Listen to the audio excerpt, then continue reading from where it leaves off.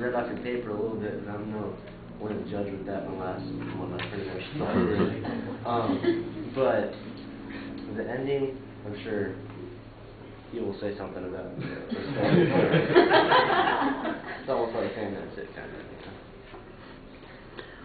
All right. Well, yeah. At the both at the beginning and at the end, you kind of undermine your credibility on the issue for sort of apologizing about the position that you're taking. There's nothing wrong with being respectful of the points of view of others, but reminding people this is the point that I'm trying to take. I think that's perfectly reasonable, and I thought that you did a very good job trying to explain what the reasons are that people object in this particular situation.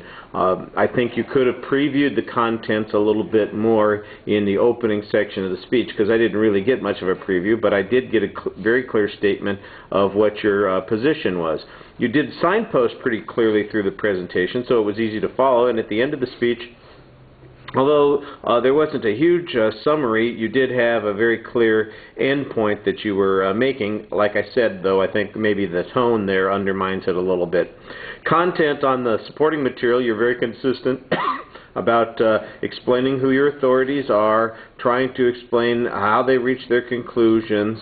There are a couple of places where I think there are some big generalizations that you may need additional information on. For instance, the generalizations about the gender roles and in particular about enforcement of discipline. It sounds like the authorities believe this, but what the basis for their believing that is not particularly clear. But let's assume that the premise is true, then the way you're applying it does seem relatively reasonable. You were, like I said, very consistent about citing those sources. On the presentation issues, your voice is fine. But again, your eye contact and gestures are a little bit limited because you are very script dependent at times. All right, thank you.